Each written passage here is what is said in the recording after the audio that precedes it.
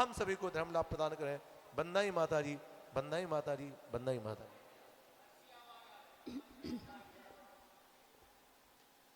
सभी लोग माइक सही करें, माइक की आवाज़ सुन। सभी लोग वंदना मुद्रा में बैठ जाएंगी, दोनों हाथों को जोड़ लेंगी, आँखों को बंद करके सिद्ध परमेष्टि भगवान का स्मरण करेंगी। एक बार हम बोलेंगे, दूसरी बार आप सभी लोग बोलेंगे।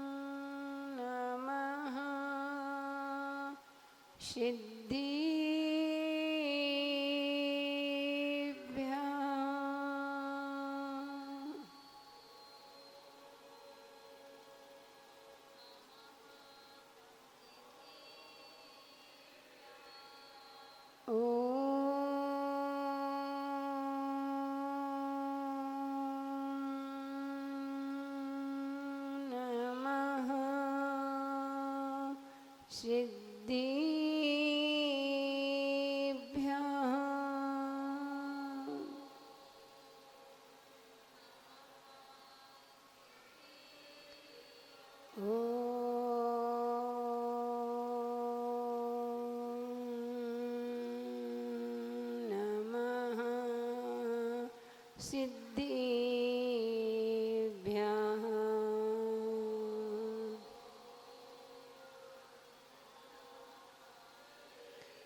जय मंगलबोधाणं विमलाणं नाणिदंसनमयाणं तैलोयसीणाणं नमो सया संविसिद्धाणं नमो अरिहन्ताणं नमो सिद्धाणं नमो आयर्याणं नमो वज्रायाणं नमो लोयशविषाऊणं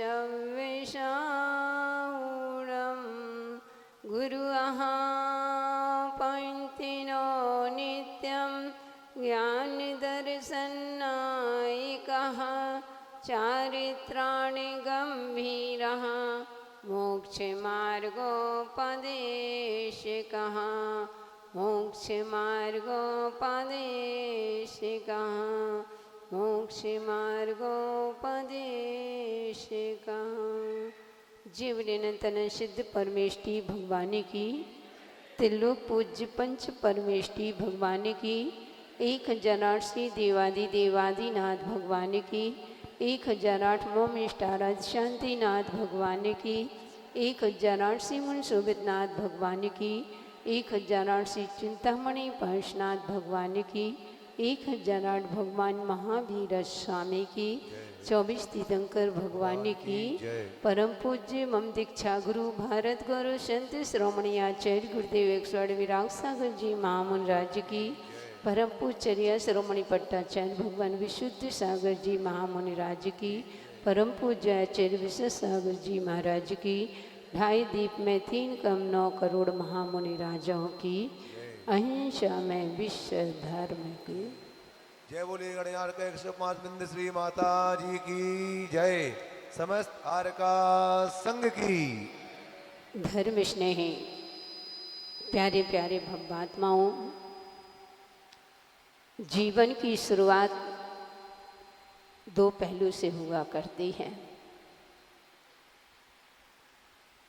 कभी भी जीवन की शुरुआत एक पहलू से नहीं होती है।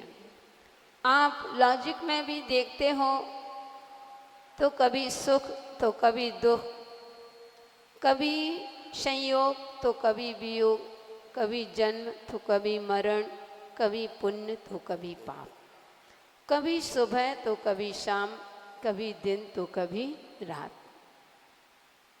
तो जीवन जब 2 पहलू से चलता है तो आज हम उस पहलू की चर्चा करेंगे जिसके माध्यम से हम आप सभी लोग यहाँ पर इस सिद्ध भूमि में बैठे हुए हैं। हम उस पहलू की चर्चा करते हैं जिसका नाम है पुण्य और पाप। बंधुओं, धन्य वह पुण्य भूमि, ओ धन्य वह पुण्यशाली लोग जो इस भूमि पर हम सभी को आने का सौभाग्य मिल रहा है, प्रभु की भक्ति करने का सौभाग्य मिल रहा है। और बंधो, प्रभु की भक्ति तो फिर भी मिल जाया करती है, ये पुण्य का उदय है, सौभाग्य का उदय है, लेकिन महासौभाग्य का उदय हमारा यह है कि हमें गुरुओं का संयम दिवस मनाने का सौभाग्य मिलता है। तो अपने वह पुण्य की कड़ी में कल हम सभी लोगों ने मिलकर के उस श्रुत जिनवाणी की आराधना की थी, उन आचार्यों को याद किया था जिन्होंने आज हमें संयम के मार्ग अथवा समता सहन करने के लिए अथवा अपना थोड़ा कल्याण करने के लिए जो हमें औषधि दी है, वह जिनवाणी मां रसपान करने के लिए हमें मिल रही है, वह उसका हमने उनकी आराधना की थी। उन गुरुओं को याद किया था, धन्य वे मुनिराज जिन्होंने ऐसे लिपिबद्ध करके सठखंडागम जैसे शास्त्रों का लिपिबद्ध करके आज हम सभी के पास वह औषधि पहुंचाई है, लेकिन हम उस औषधि का रसपान नहीं कर पा रहे हैं। उस औषधि का रसपान कहते हैं गुरु के माध्यम से ही मिला करता है। तो बंधु, वह श्रवणी आरिका विद्याश्री माता जी का 25वां रजत गुरु उपकार दिवस, संयमोत्सव अथवा दीक्षा दिवस कहो। बंधु, हमें अपने ये 3 दिन अपने गुरुओं को याद करने के दिन हैं, हमें गुरु की भक्ति करने के दिन हैं, क्योंकि गुरु भक्ति से ही हम करके अपने संसार से पार हो सकते हैं। तो हम कल हमने श्रुत की आराधना की, आज हम भगवान का जो वेदी प्रतिष्ठा होने वाली है, कल अपने यहाँ भव्य वेदी प्रतिष्ठा, क्योंकि भगवान को जब तक हम वेदी में विराजमान करते हैं और जितना भगवान को हम उच्च आसन देते हैं तो हमारा उच्च आसन निश्चित है सुरक्षित हो जाता है। हम भगवान को वेदी में विराजमान करते हैं तो इसका निश्चित नियम है कि अगर आपने भावनाओं के साथ पुण्य के उदय से आपको यह कार्यक्रम करने का सौभाग्य मिल रहा है, अगर उस सौभाग्य को हमें महासौभाग्य में बनाना है तो वेदी पर भगवान को जब वेदी में विराजमान करते हैं, भगवान को उच्च आसन देते हैं। अरे पुण्यशालियों, यहाँ पर हम भगवान को उच्च आसन देंगे, एक दिन हमें वहाँ सिद्धालय में उच्च आसन मिलेगा, यह नियम है। तो बंधु, आज याग मंडल विधान है ना, याग मंडल विधान वेदी प्रतिष्ठा के पूर्व है, पहले याग मंडल विधान होता है, भक्ति करने का अवसर होता है, क्योंकि आचार्यों ने कहा है कि जो भगवान की भक्ति रूपी गंगा में स्नान कर लेता है, एक बार भगवान की भक्ति रूपी गंगा में स्नान करते देखो, तुम एक दिन वह परमहंस कंस जैसा अधम पापी भी परमहंस बन के निकलता है। हमने कितनी भगवान की भक्ति की, कितनी हम गुरुओं की आराधना करते हैं, कितनी बार हम उस क्षेत्र में आकर के गुरु दत्तादि मुनि 8.5 करोड़ मुनि राजों को याद करते हैं, हम अर्घ चढ़ाते हैं, हम लाडू चढ़ाते हैं, सब कुछ चढ़ाते हैं, लेकिन कभी चिंतन करना कि आज तक मेरे जीवन की दिशा और दशा कुछ नहीं बदली। समुद्र मध्वाचार्य महाराज कहते हैं जो भगवान की आराधना कर लेता है वह कभी त्रियंच गति में नहीं जाता, नरक गति में नहीं जाता, वह गरीब नहीं होता, वह लंगड़ा नहीं होता, बहरा नहीं होता, आदि आदि उसके घर में कलह आदि नहीं होती। लेकिन पुण्यशाली हो, हम कितनी बार भक्ति करते हैं, आराधना करते हैं, फिर भी हमारे मन में वह कलह आदि बनी रहती है, हमारा मन शांत नहीं रहता, पवित्र नहीं रहता है। और हम पूजन अभिषेक आदि करके, विधान आदि करके और सब कुछ करके फिर भी हम बाद में आते हैं तो इन्हीं के ऊपर आते कि भगवान हमारी सुनता नहीं है, भगवान हमारी भक्ति नहीं सुनते, भगवान हमें भक्ति का कुछ फल ही नहीं मिलता है। पता नहीं कौन से पाप कर्म का उदय है बंधु, पाप कर्म का उदय नहीं, पाप कर्म का तो पुण्य का उदय है कि हमें ये मानव पर्याय मिली है। पहली बात तो अपने भी पॉजिटिव अच्छी सोच बनाइए, कभी हमारा पाप कर्म हो ही नहीं सकता है, क्योंकि हमने जैन कुल में जन्म लिया है। हम उस सिद्ध भूमि में भगवान के चरणों के उस पवित्र भूमि में बैठे हुए हैं। यहाँ की एक इंद्री से लेकर के पंच इंद्री जीव सब भव्यशाली होंगे, तब जा कर के वह सिद्ध भूमि में जन्म लेते। आज जो वृक्ष आदि दिख रहे हैं तो बंधु, इनने पूर्व में कुछ पाप किया होगा, तो आज मायाचारी की होगी, तो एक इंद्री बन करके खड़े हैं। लेकिन यह मानना कि इस भूमि में जितने भी वृक्ष, जो भी एक इंद्री से पंच इंद्री जीव हैं, वह सब भव्य आत्मा ही हैं।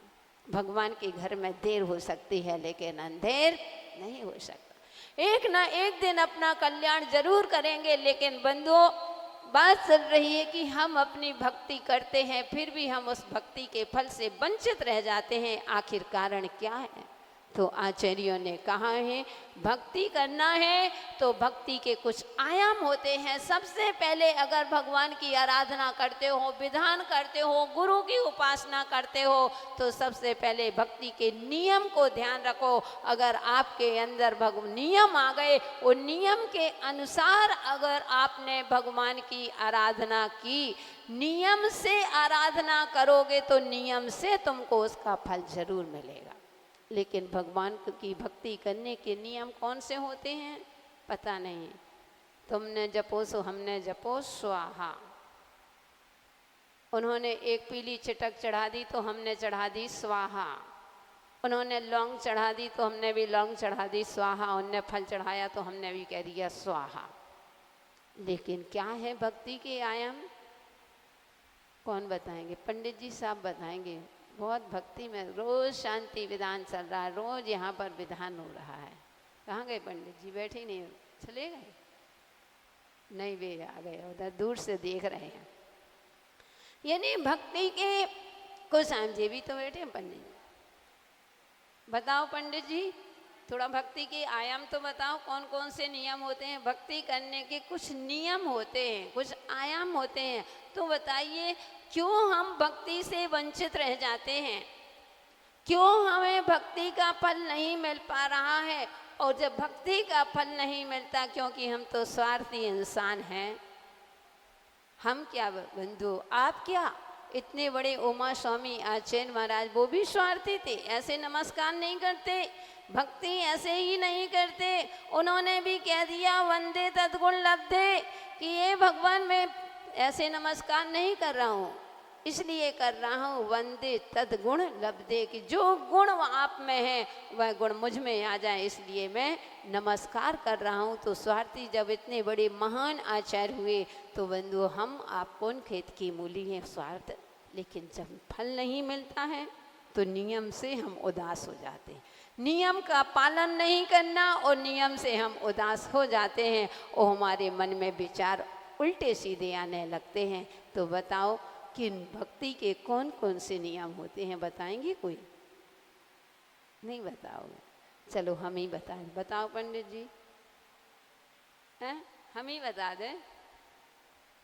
कोई बात नहीं, बैठे ही हैं और उसी को बताने के लिए ही तो जीवन चल रहा है। कहते हैं बंधु, भक्ति का 4 आयाम होते हैं। सबसे पहले भक्ति का होता है समर्पण। भक्ति मांगती है पहले समर्पण। अगर आपने अपने जीवन को प्रभु के चरणों में समर्पित कर दिया है, गुरु के चरणों में अपने जीवन को समर्पित कर दिया है, तो नियम से वह भक्ति तुम्हें एक दिन मोक्ष को प्राप्त करा, ऊंचाइयों पर ले जाएगी। क्योंकि बंधु, भक्ति करने का आनंद त्रियंश भी आ गए, देखो। तो बंधु, कहने का तात्पर्य सबसे पहले आप अपने आप को तोलिए, अहंकार को दूर करिए। क्योंकि आज हमारे भक्ति में सबसे ज़्यादा अगर विघ्न बना है तो आई एम समथिंग, मैं कुछ हूँ। जहाँ मैं आता है वहीं से हमारे जीवन का पतन होता है और हमारे भक्ति के फल से वंचित रह जाते हैं। इसलिए पहले समर्पण करना सीखो। अभी आप लोग अभिषेक कर रहे थे, अभिषेक के बाद आपकी शांति धारा हुई और शांति धारा के बाद आप लोग भगवान को उन प्रातिहार सहित भगवान को अर्घ्य समर्पित कर रहे थे। कह रहे थे, कुंदा बदाद चले चामर चारु शोभम विभ्राजते तबे बपोह कल धौते कांता मुझ किशोरी सूर्य बरवारी धार मुचस्तटम सूर्य गिरे रिव साथ को। चमर को ढुरा देते हैं, चमर को ढुराया था ना, प्रातिहार है ये, देवो पुनीत अतिशय है ये प्रातिहार। आप चमर लेकर के, लेकिन क्या आपने कभी चिंतन किया कि ये चमर हमको क्या शिक्षा दे रहे हैं?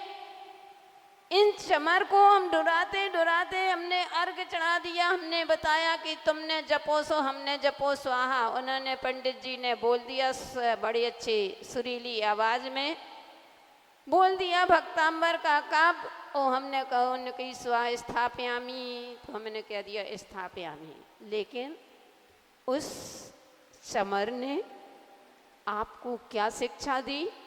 कितनी बार आपने भगवान के सामने आकर के चमर ढुराए होंगे, चमर को चढ़ाया होगा, लेकिन आज तक आपने क्या शिक्षा ली? वह चमर हाथ में आ ही नहीं सकती है। अगर आएगी तो पुण्यात्मा जीवों के हाथ में आएगी। और आपने मुझे हाथ में लिया ही है और पुण्य के उदय से भगवान के चरणों में खड़े भी हो, उपासना भी कर रहे हो, तो बस आपसे मुझसे शिक्षा लो कि जैसे मैं पहले नीचे जाता हूँ, बाद में ऊपर जाता हूँ। जाते दिनों में आओ, भक्त बनोगे तभी भगवान बन पाओगे। बहुत सारे लोग कहते हैं मुझे भक्त नहीं, मैं तो सीधे भगवान बनूंगा।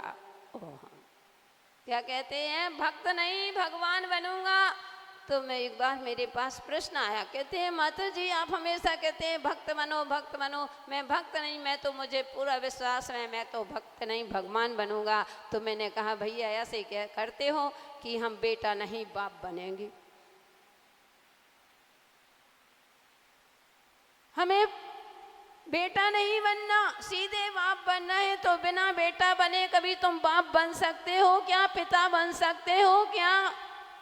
ऐसे ही बंधु, जब तक हम भगवान के भक्त नहीं बनेंगे, जब तक हम कभी भी भगवान नहीं बन सकते हैं। तो पहला नियम, भक्त जो होता है वह समर्पित हो जाता है।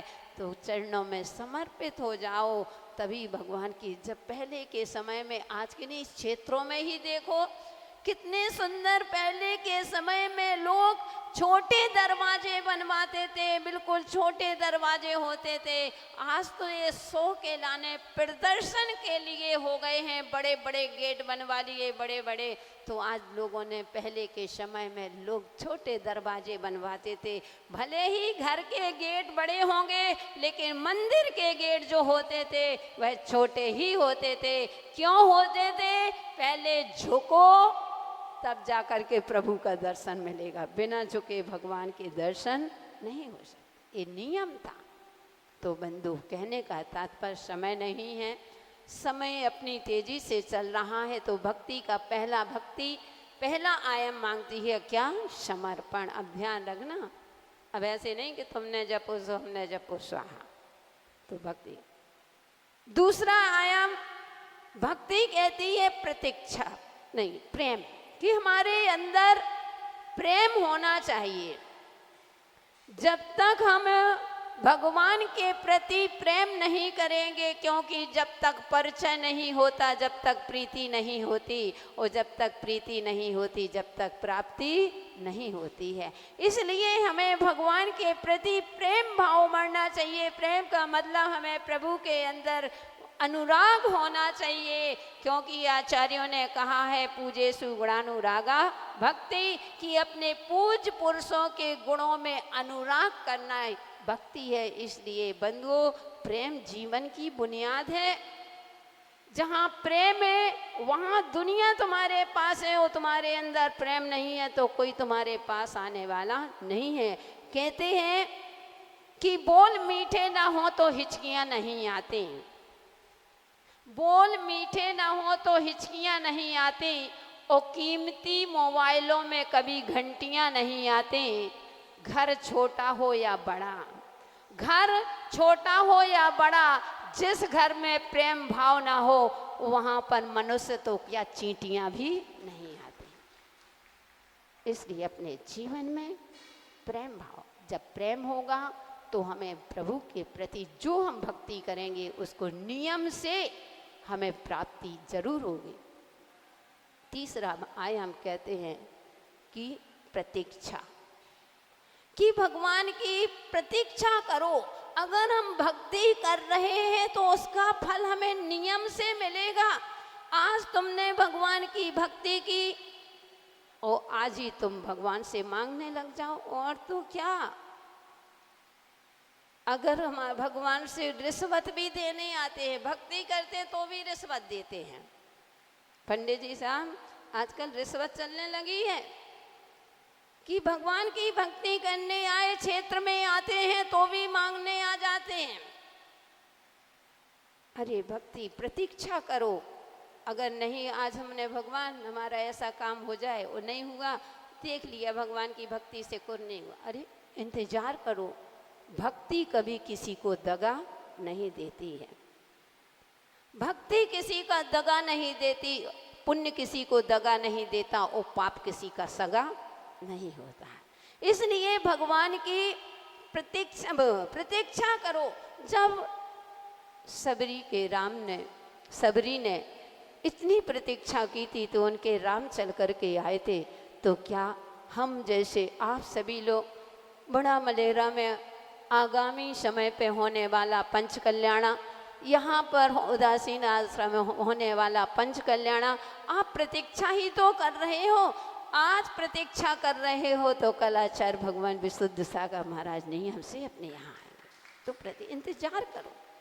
अरे एक सेवक भी तुम्हारे यहाँ होता है, एक नौकरी करने वाला एक नौकर आपके यहाँ होता है, वह भी वेतन के लिए 1 महीना इंतजार करता है, जब जाकर के तुम उसको वेतन देते हो। और तुम कैसे भिखारी कि तुम आए और आज मांगा, कैसे भक्ति करने आए और भिखारी बन के आ गए। नहीं, हमें इंतजार करो।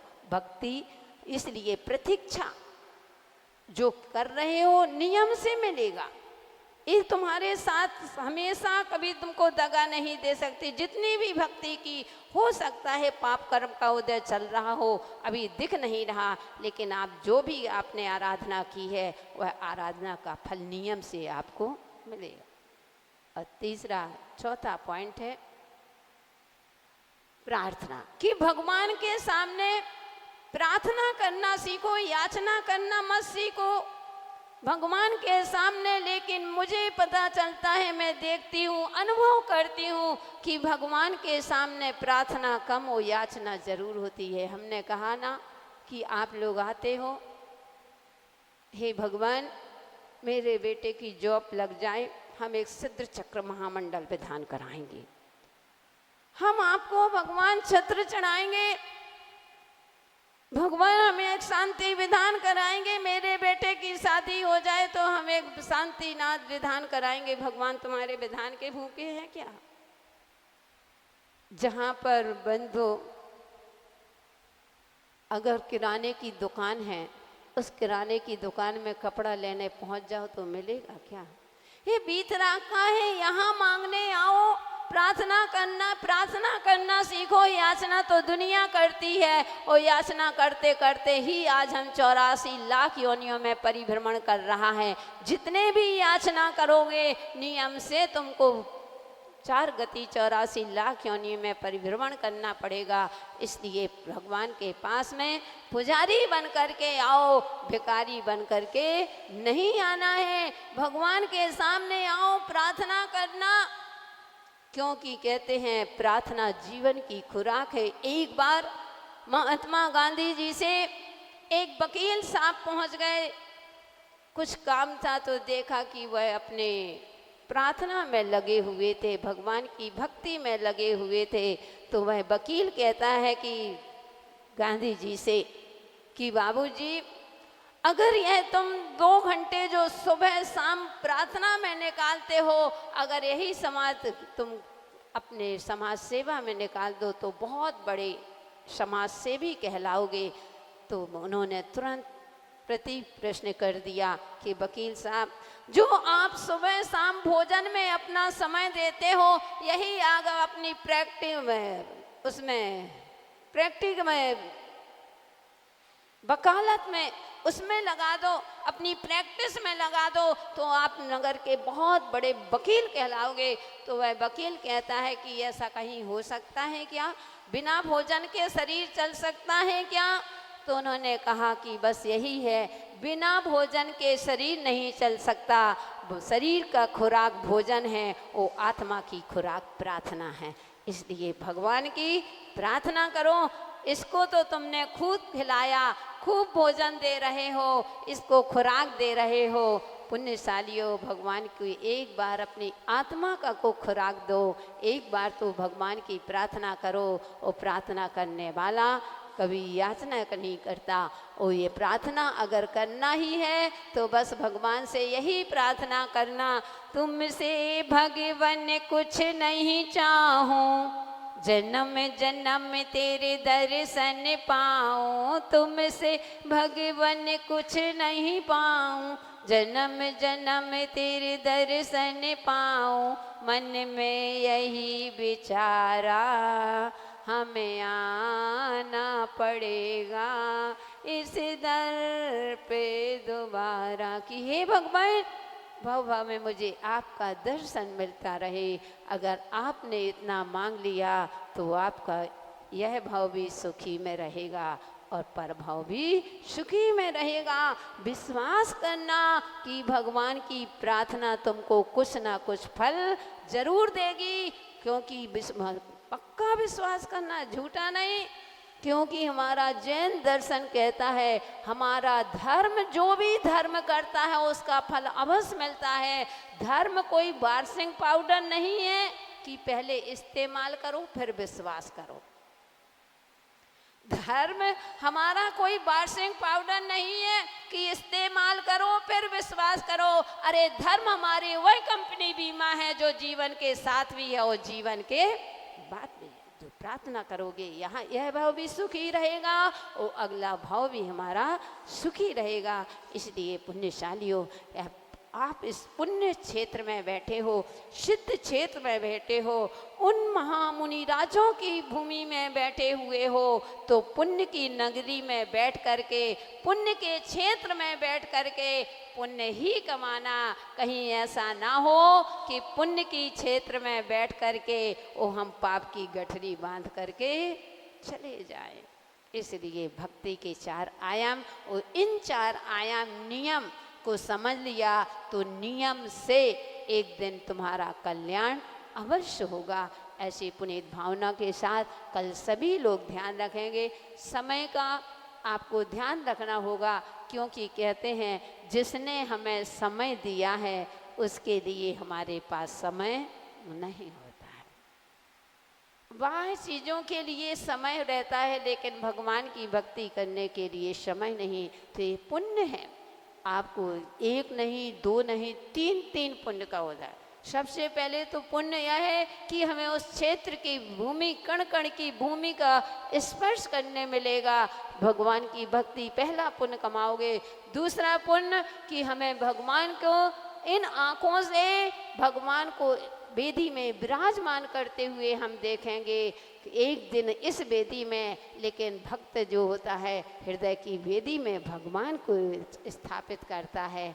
तो तीसरा पुण्य आपको श्रमणी आरिका विद्वश्री माता जी को अपने 25वें संयम दिवस में प्रवेश करने जा रही हैं।